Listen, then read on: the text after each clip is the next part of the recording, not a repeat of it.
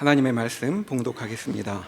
사무엘하 7장 9절에서 16절까지의 말씀입니다. 구약성경 472면 어간에 있습니다. 사무엘하 7장 9절에서 16절까지의 말씀을 봉독하겠습니다.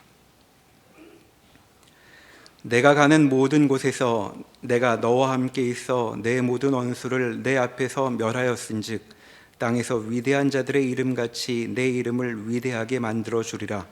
내가 또 내 백성 이스라엘을 위하여 한 곳을 정하여 그를 심고 그를 거주하게 하고 다시 옮기지 못하게 하며 악한 종류로 전과 같이 그들을 해하지 못하게 하여 전에 내가 사사에게 명령하여 내 백성 이스라엘을 다스리던 때와 같이 아니하게 하고 너를 모든 원수에게서 벗어나 편히 쉬게 하리라.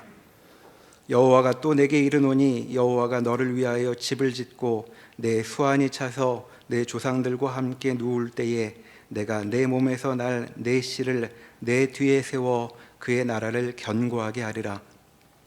그는 내 이름을 위하여 집을 건축할 것이요 나는 그의 나라 왕위를 영원히 견고하게 하리라.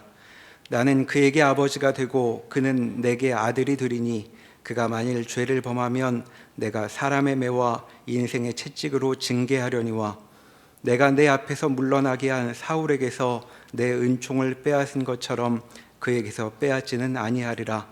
내 집과 내 나라가 내 앞에서 영원히 보존되고 내 왕위가 영원히 견고하리라 하셨다 하라. 아멘. 우리가 다윗이라고 얘기를 하면 여러분 모두 맨 처음 떠오르는 생각이 골리앗일 겁니다. 다윗 그러면 골리앗을 물리친 사람. 사울의 핍박에도 굴하지 않고 보복하지 않고 늘 쫓겨다니면서도 하나님이 기름 부어 세우신 왕에게 대적하지 않은 그 끈질긴 신앙의 역사를 우리가 사무엘서에서 보고 있습니다. 그래서 우리가 오늘 본문으로 택한 바와 같이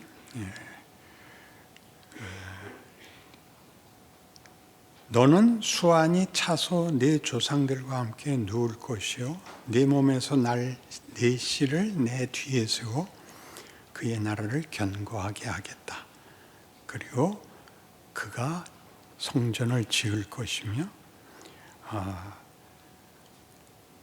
사사기 때에는 잘못하면 내가 벌을 줬지만 네 자식들한테는 죄를 진다고 해서 은총을 끊지 않고 사람 막대기와 인생 채찍으로 징계하려니와 네 집과 네 후손들과 네 나라는 영원하리라 이렇게 약속하셨습니다. 그러니까 다윗 그러면 우리는 그가 승리자이고 지금도 이스라엘 국기에 나오는 이 육각형 별을 다윗의 별이라 합니다. 그 이름이. 그런데 조금 넘어가셔서 11장에 가면 여러분 잘 아시는 그 유명한 밧세바 사건이 벌어집니다. 밧세바 사건이 벌어지자 12장에서 나단이 찾아와서 이렇게 저주를 합니다. 제가 12장 7절 이하를 읽겠습니다. 나단이 다윗에게 이르되 당신이 그 사람이라. 이스라엘의 하나님 여호와께서 이와 같이 이르시기를 내가 너를 이스라엘 왕으로 기름 붓기 위하여 너를 사울의 손에서 구원하고 내 주인의 집을 네게 주고 내 주인의 아내들을 네 품에 주고 이스라엘과 유다 족속을 네게 맡겼느니라. 만일 그것이 부족하였을 것 같으면 내가 네게 이것저것을 더 주었으리라. 그러한데 어찌하여 네가 여호와의 말씀을 없인 여기고 나보기에 악을 행하였느냐. 네가 칼로 햇사람 우리아를 치되 암몬 자손의 칼로 죽이고 그의 아내를 빼앗아 네 아내로 삼았도다. 그래서 이제 무슨 저주가 떨어졌냐면 너희 집안에서는 칼이 떠날 날이 없다. 그리고 너희 사이에서 난 아이는 죽을 것이다.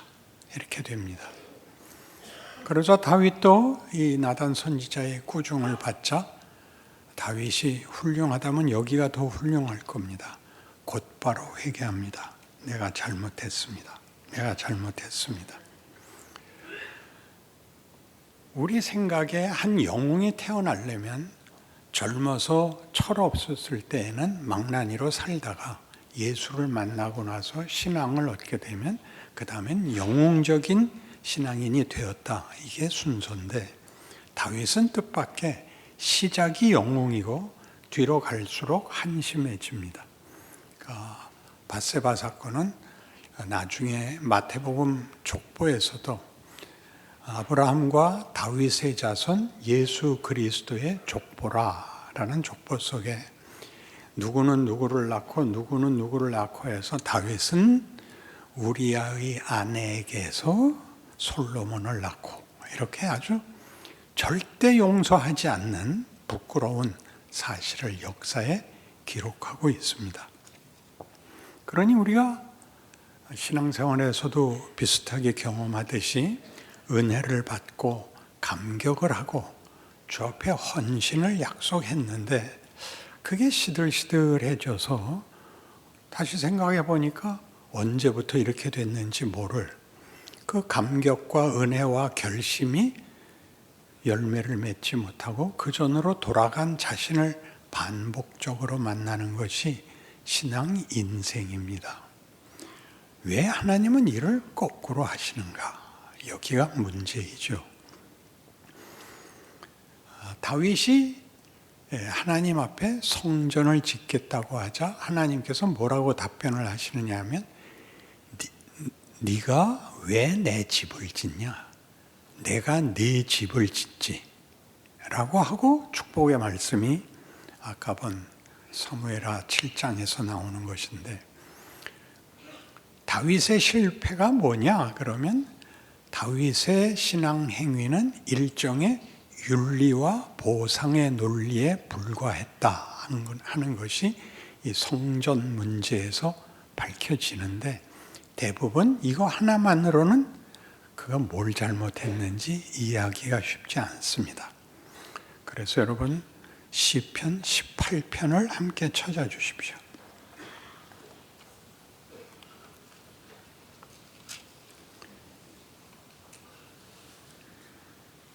시편 18편 17절을 제가 봅니다. 이건 잠깐 그 18편 옆에 이렇게 설명이 되어 있어요. 여호와의 종 다윗의 시 인도자를 따라 부르는 노래 여호와께서 다윗을 그 모든 원수들에서 손에서와 사울의 손에서 건져낸 때에 한 찬송입니다. 17절 나를 강한 원수와 미워하는 자에게서 건지셨으며 그들은 나보다 힘이 세기 때문이로다. 그들이 나의 재앙의 날에 내게 이르렀으나 여호와께서 나의 의지가 되셨도다. 나를 넓은 곳으로 인도하시고 나를 기뻐하심으로 나를 구원하셨도다. 여호와께서 내 의를 따라 상 주시며 내 손의 깨끗함을 따라 내게 갚으셨으니 이는 내가 여호와의 도를 지키고 악하게 내 하나님을 떠나지 아니하였으며 그의 모든 규례가 내 앞에 있고 내게서 그의 율례를 버리지 아니하였음이로다. 또한 나는 그의 앞에 완전하여 나의 죄악에서 스스로 자신을 지켰나니 라고 얘기합니다. 그러니까 여기에서의 다윗의 모습은 밧세바 이전의 모습을 보면 그가 신앙을 잘 지켰고 그래서 이런 복을 받는 것이 다 이렇게 하나님을 의지한 탓이다. 그래서 그 뒤를 이어보면 그러므로 여호와께서 내 의를 따라 갚으시되 그의 목전에서 내 손이 깨끗한 만큼 내게 갚으셨도다. 이런 말은 우리가 다 아는 말이면서도 중요시해야 되는 이유가 하나님이 말하자면 보상을 하시는 하나님이다 라는 수준에 머물러 있는 것입니다. 잘하면 복받고 못하면 벌받는데 내가 이 자리까지 오고 이 상을 받은 이유는 내가 의를 행했고 하나님을 따랐고 내가 죄를 범하지 않았기 때문이다. 그러니까 여기 얘기입니다. 그래 놓고는 밧세바 사건이 터지자 시편 51편으로 가시면 어떻게 기도가 바뀌느냐 하면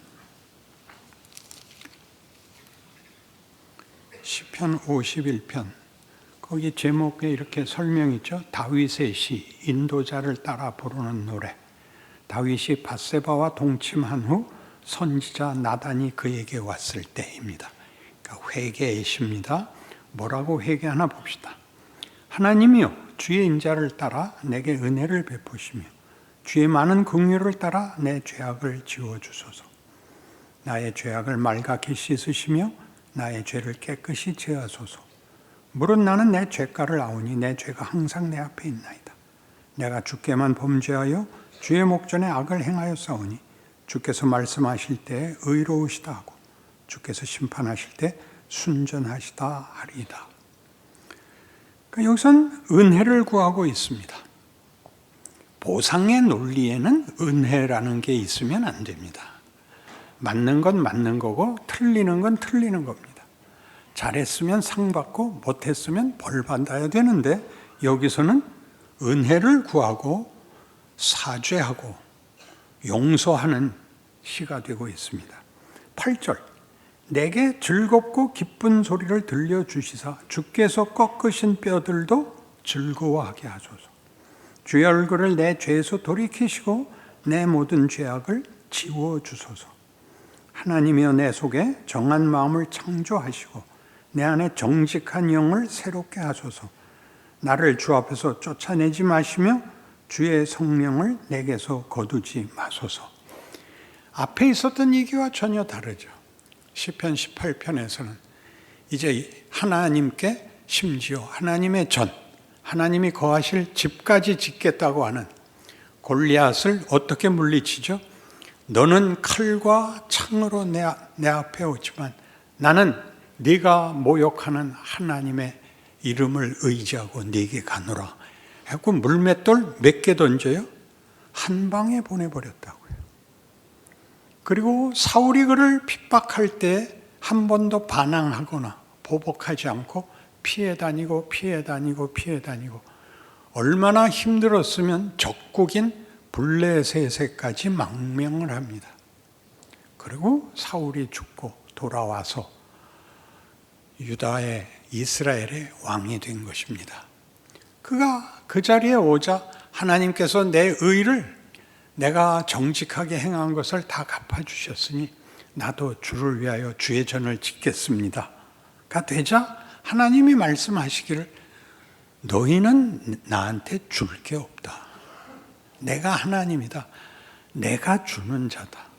라고 얘기를 하시는 것입니다. 여기가 이 시편 51편의 백미인 것입니다. 왜 백미냐? 우리는 죄인이라서 하나님 앞에 벌 안 받는 게 할 수 있는 최선일 것입니다. 우리가 뭔가 하나님을 위하여 더 잘할 수 있는 일이란 없는 겁니다. 그가 창조주고 우린 피조물입니다. 우리가 하나님께 할 수 있는 일이란 에베소서에서도 얘기한 바와 같이 우리가 하나님으로 인하여 어떤 은혜와 어떤 명예와 어떤 영광의 자리에 가게 되는지를 통하여 하나님이 영광을 받으시지, 우리가 하나님께 부족한 무엇을, 우리가 만든 무엇을 덧입혀 하나님이 더 영광을 받는다는 식의 논리는 성경에는 없습니다. 이 시편 51편 끝부분을 보세요. 16절 주께서는 제사를 기뻐하지 아니하시나니 그렇지 아니하면 내가 드렸을 것이라. 주는 번제를 기뻐하지 아니하시나이다. 하나님께서 구하시는 제사는 상한 심령이라. 이게 무슨 얘기예요? 번제를 드리고 제사를 드리는 것은 어떤 신앙인이 자기가 믿는 신에게 무엇인가 신께 필요한 것을 드려서 정성을 바쳐서 보상을 받는다는 개념의 질서를 가지는 것인데, 우리 하나님은 우리 보고 뭘 내놓으라 그러는 분이 아니라는 거죠. 주께서는 뭘 요구한다고요? 상한 심령. 여기서 상한 심령이란 뭘까요? 내가 만들 수 없는 것, 나의 약점, 나의 못난 것을 알겠는데 그걸 회복하고 명예롭게 할 수 없는 것을 요구합니다. 그게 무슨 뜻이에요? 그걸 나만이 채워줄 수 있다. 인간이라는 존재의 정체성, 그 명예, 가치, 의미, 지위, 영광은 다 내 손에 있는 것이다. 그러니 너희가 나를 위해서 무엇을 하려고 들지 말고 내가 너희를 뭘 만들려고 하는지 좀 봐라. 그 밧세바 사건인 거죠. 하나님이 이건 안 막아주시죠. 그 앞에 등장했던 그 영웅이 자기도 모르게 남의 아내를 뺏어가고 그 남편을 전장터에 보내 죽이고, 그리고 나단 선지자의 지적을 받을 때까지 지가 뭘 하고 있는지 모르고 있습니다. 나단이 예를 베풀자 금방 답을 냅니다. 나단이 이렇게 지적하죠. 당신이 바로 그 사람입니다. 그때 다윗이 뒤집어지는 것입니다. 울지요. 침상을 눈물로 띄웠다 라는 표현까지 시편에 나오고, 그가 자기 자신을 내 어머니가 태중에 죄악 중에 나를 낳았습니다. 날 때부터,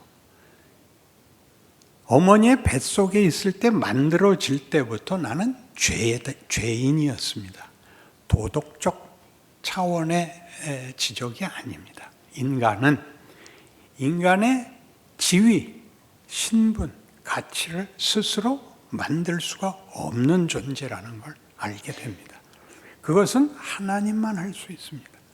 하나님이 창조주시오 우리를 그의 자녀로 삼으셨기 때문에 그 아들을 보내기까지 하며 십자가에 세우시며 이 역사를 계속하고 있는 것입니다. 무엇을 배우라고 착한 일을 해서 상 받아라가 아니라 인간 마음속 깊은 곳에 영적인 어떤 갈급함, 가치와 의미에 대한, 인간이라는 존재의 운명에 대한 갈급함이 있는데 스스로 만들 수 없다는 것, 행할 수 없다는 것, 그렇게 사는 것을 세상이 놔두지 않으며 이웃들이 결단코 칭찬하지 않는다는 것, 그것은 우리가 이 세상을 살아나가는데 도움이 되지 않는다는 것, 거길 뚫어야 되는 것입니다. 내가 네게 만들려고 하는 것은 이것이었다. 그래서 뭐라 그래요? 나에게 새로운 영을, 나라는 존재에게 다른 사람이 되는 은혜를, 기적을 베풀어 주십시오. 이렇게 얘기하는 것이 시편 51편이요. 다윗의 생애가 이렇게 역설적으로 순서가 만들어진 이유라고 성경이 얘기합니다. 그래서 같은 시편 40편에 가면 조금 더 그의 이 회개가 무엇을 만들고 있는지가 더 드러납니다. 시편 40편 1절, 내가 여호와를 기다리고 기다렸더니 귀를 기울이사 나의 부르짖음을 들으셨도다. 나를 기가 막힐 웅덩이와 수렁에서 끌어올리시고 내 발을 반석 위에 두사 내 걸음을 견고하게 하셨도다. 새 노래 곧 우리 하나님께 올릴 찬송을 내 입에 두셨으니 많은 사람이 보고 두려워하여 여호와를 의지하리로다. 여호와를 의지하고 교만한 자와 거짓에 치우치는 자를 돌아보지 아니하는 자는 복이 있도다. 여기서 갑자기 나는 골리앗을 물리쳤고 나는 사울의 핍박에 보복하지 않았고 나는 주를 위하여 성전을 짓겠습니다. 임마, 그게 네 임무가 아니야. 너는 내 자식이야. 너는 나를 닮아야 돼. 너는 무엇을 안 하는 정도로는 되지 않고 이 세상에서는 너 스스로는 만들 수 없는 존재가 되어야 해. 그가 누굽니까? 그가 예수죠. 그렇게 신약이 시작되는 겁니다. 구약의 이 반복되는 인간들이 이것일 거라고 생각하는 선악의 문제, 보상의 문제를 벗어나 나는 너희를 세상 승부에서 성공자로 만들고 경쟁에서 이기는 자로 만들고 더 많은 권력과 더 많은 기적이 있어야 되는 존재가 아니라 존재 자체에 대한 내 목적이 있다. 이것이 그 아들이 와서 십자가를 지는 데서 가장 크게 터지는 것이죠. 아버지여 할만하시거든 이 잔을 내게서 비켜주시옵소서. 그러나 내 뜻대로 마옵시고 아버지의 뜻대로 행하옵소서. 여기까지 오는 겁니다. 신자된, 기독교 신자된 신자들에게 하나님이 가장 많이 요구하는 것이 뭐냐? 마지막 만찬에서 그 제자의 어머니가 자기 아들 둘을 데리고 와서 주의 나라가 임하실 때에 하나는 주의 우편에 하나는 주의 좌편에 앉게 해 주십시오. 네가 하나님 나라가 무엇인지 상급이 무엇인지 전혀 모르고 있구나. 그것은 내 아버지께서 정할 문제다. 꼭 기억해라. 나는 섬김을 받으러 온 것이 아니라 섬기러 왔노라. 여기가 기독교입니다. 여러분 인생에서 제일 행복한 때가 나이 들어야 알게 되는 건데 자식을 낳았을 때는 모릅니다. 손주를 낳아야 합니다. 그쯤 나이가 들어야 세상에서 승부를 걸어 이기는 것 같은 것을 벗어나게 되기 때문입니다. 내가 아직도 경쟁 속에 있고 승자가 되어야 하는 때에는 자식 걱정할 틈이 없습니다. 그저 밤낮 힘들어 죽겠는데 너는 울고 지랄이야. 밤낮 집안이 쑥대밭이죠. 할아버지 할머니가 되면요, 울면 우는 대로, 지랄을 떨면 지랄을 떠는 대로. 제 발길질하는 거 봐. 제 축구 선수 만들까?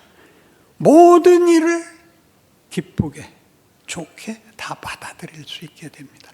섬기는 자가 됩니다. 여기가 다윗이라는 존재의 가치죠.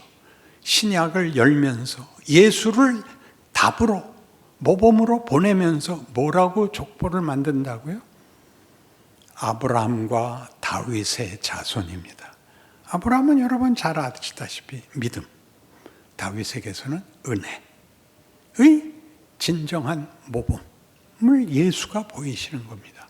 그러니 예수를 믿는다 그러면 그가 내 대신 내 죄값을 지옥 갈 운명을 바꾸기 위하여 십자가를 지셨다라고 구원론만으로 보지 마시고 그가 자기의 인생을 어떻게 억울하게, 어떻게 왜곡되게 조롱과 수치와 무지 속에서 다 이루었다라는 마지막 말을 남길 수 있었는가를 기억해야 하는 것입니다. 어렵게 사는 것, 지고 사는 것 이렇게 간단히 얘기할 수 있는 게 아니라 존재론이 다른 것입니다.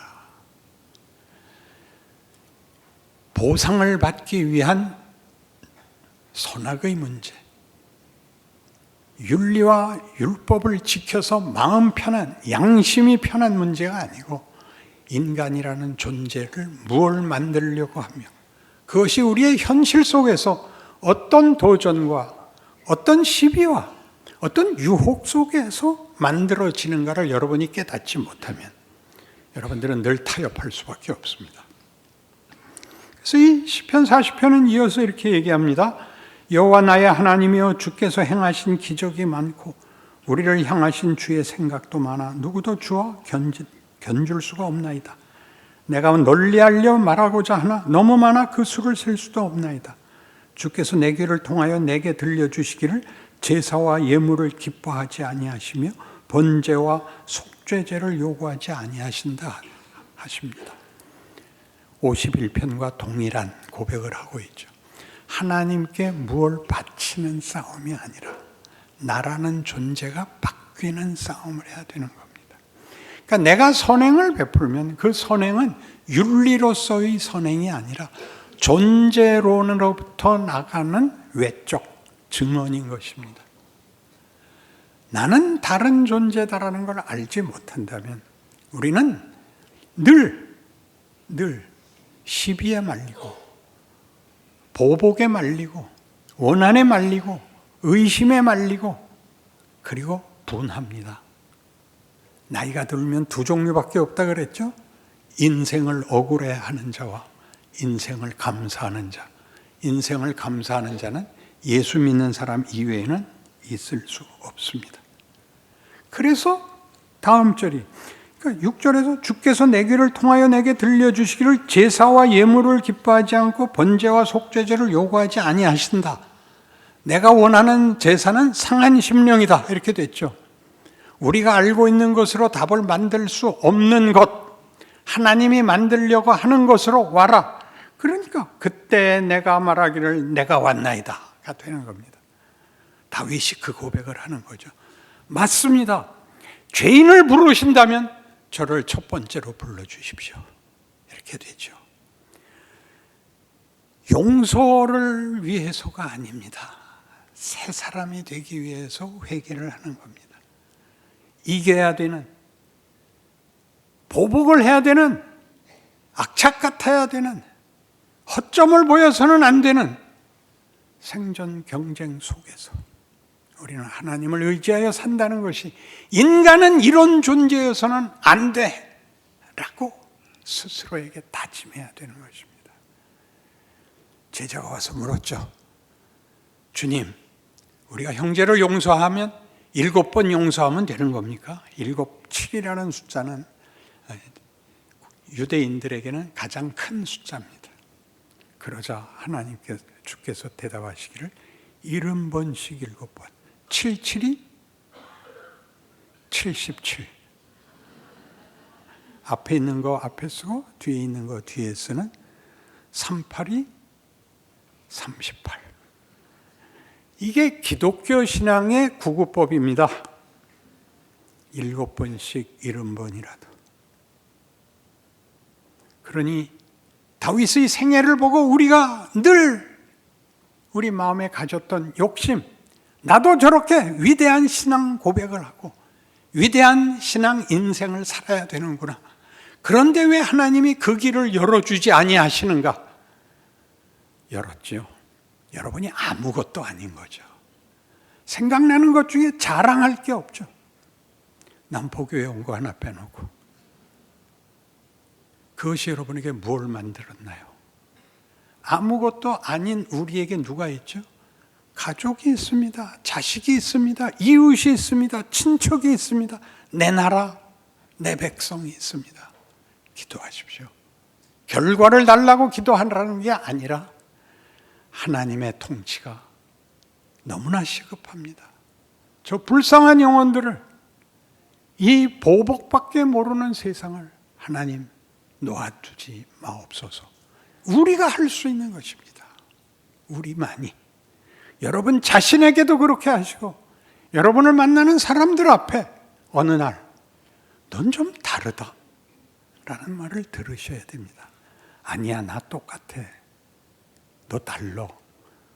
누가 다른가 진짜 내게 해볼래? 이리 가실 필요는 없겠죠, 설마.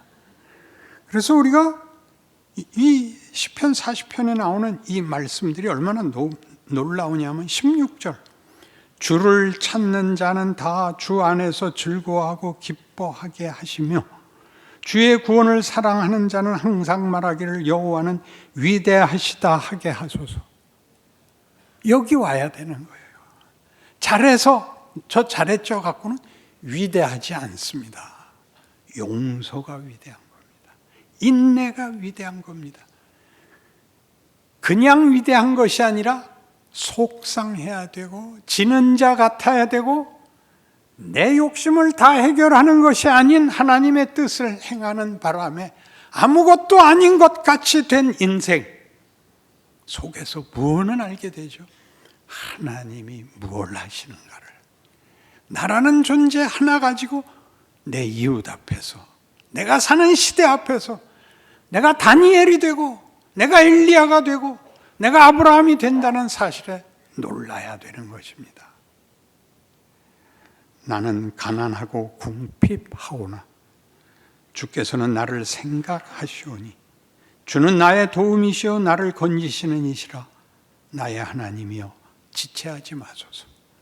이 기도가 여러분 생애를 다시 보게 하고 여러분의 책임을 다시 보게 하고 하나님이 왜 이 오늘날과 같은 현실을 살게 하시는가를 예수께서 이 땅에 오실 때 하나님이 세상을 이처럼 사랑하사 독생자를 주셨으니입니다. 우리가 아직 죄인 되었을 때 그리스도께서 우리를 위하여 죽으심으로 아버지께서 우리에 대한 자기의 사랑을 확증하셨느니라. 우리가 그 증인들입니다. 세상의 권력 싸움에 말려들지 마시고 성경이 주장하고 예수에게서 보여지는, 예수를 믿는다는 말이 가지는 엄청난 기회와 그 결과물에 대하여 여러분의 하루하루가 지금과 다른 기적의 나날들이 되는, 감사가 넘치는 날들이 되는 그런 새해가 되기를 바랍니다. 기도하십시다. 하나님 아버지, 우리가 새 생명, 새 사람, 기적과 은혜의 증인이라는 사실을 깨우치셨으니 올 한 해는 많은 열매를 보게 하시고 더 많은 찬송을 주 앞에 올리게 하시고 더 많은 감사와 기적을 나와 만나는 사람들에게 결실케 하옵소서. 하나님의 살아가 계심을, 함께 하심을, 내가 아는 것을 넘어서는 이 온 세상의 빛으로 나타내서 하나님 영광 받아 주시옵소서. 예수님 이름으로 기도합니다. 아멘.